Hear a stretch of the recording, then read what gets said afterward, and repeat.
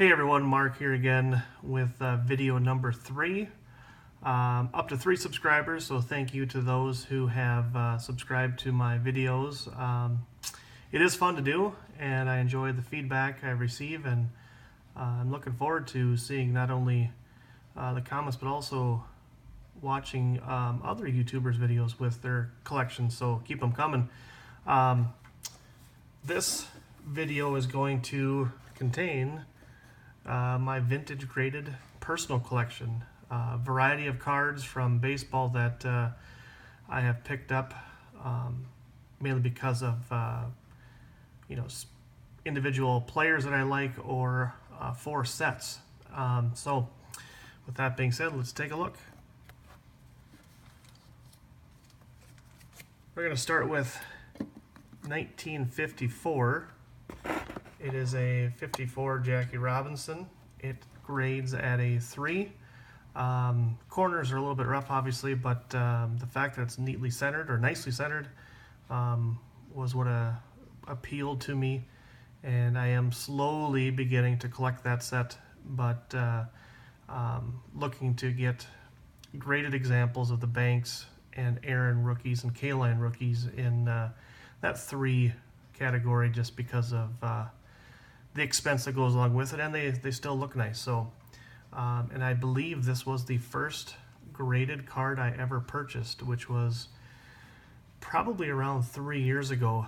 I was not keen on graded cards to begin with, but I will say that it has grown on me, and I do enjoy picking up graded samples when I can, and especially ones that key cards that are counterfeited, and just to be on the safe side.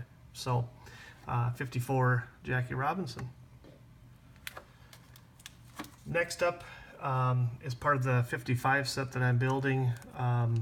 This is the 55 Clemente, graded a 2. Picked this up as part of a deal where I got a nice starter set of 55 tops. In it was both the Clemente and the next card that you'll see here in just a second. Both lower grades, but to be honest with you, never would have thought 5 years ago that I would have purchased or had in my collection a Clemente rookie. So to pick that one up in a bigger deal was definitely a highlight for me.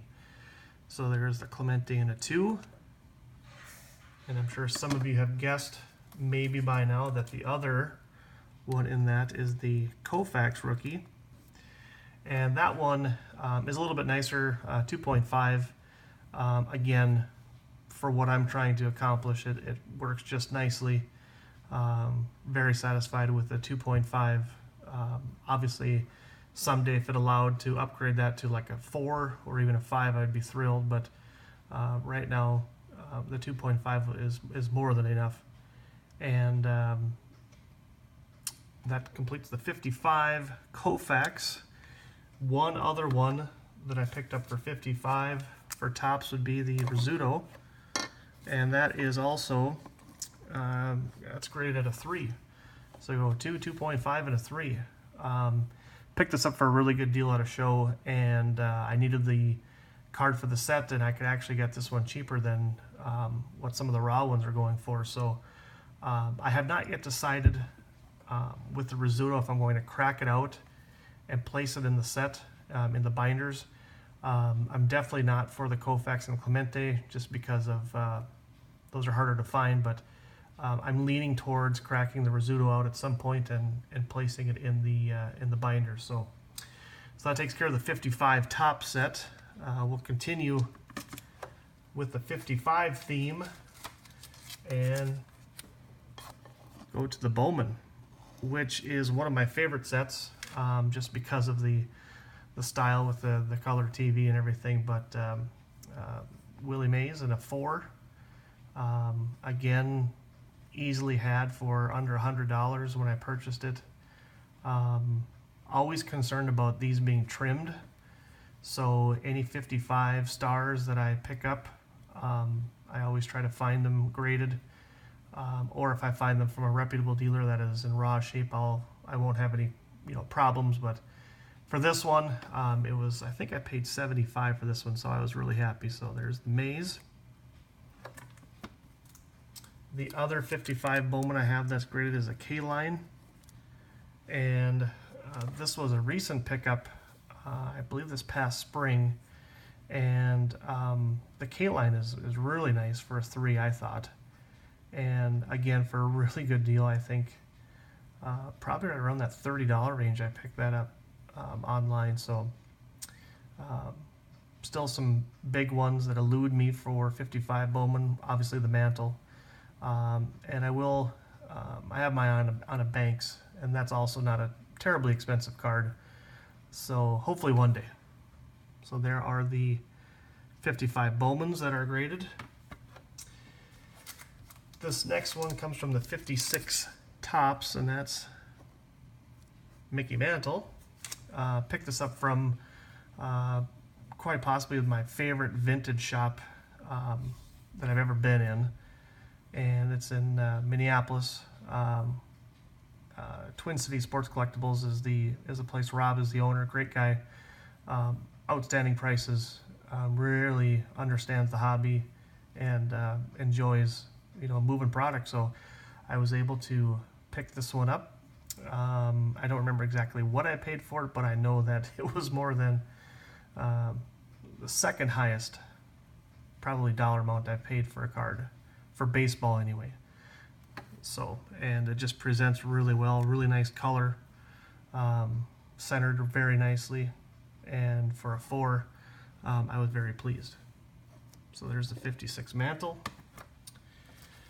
And then we're going to get in back to the vertical cards, and here's a 57 Clemente in a 5. Once I can get this figured out here. 57 set, I have not picked up very many cards from 57 yet. Just happened to get a good deal on the Clemente, and obviously iconic player, and for a decent price, so I was able to pick this one up, and very happy with it. Again, nice coloring, centering is decent, decent corners, so a very nice card in my opinion. The next one is I probably have paid the second most I've ever paid for a card, and for obvious reasons, and it's the 63 Rose Rookie.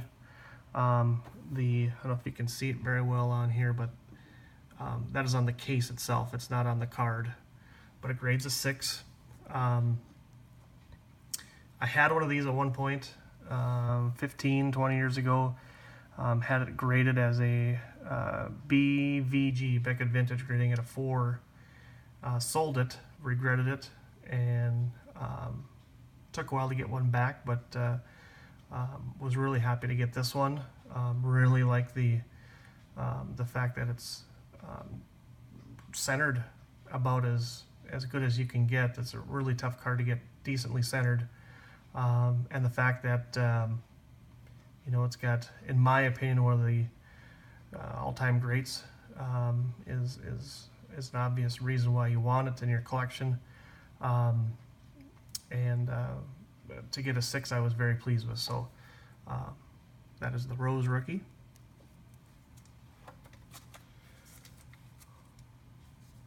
The next card comes from the 67 set, and as a Twins fan, I needed one for my team set to begin with, but I also wanted to pick one up in a decent shape. So here's a 4.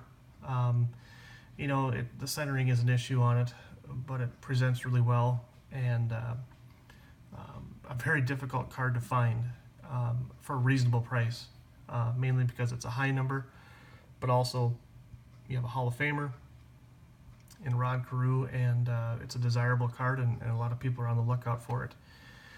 So I picked up a 4, and not that long after, probably a year later, I was able to secure a nicer example in a 6.5. And this was my first experience buying mid-grade, or I should say a half grade. Centering is much nicer on this one.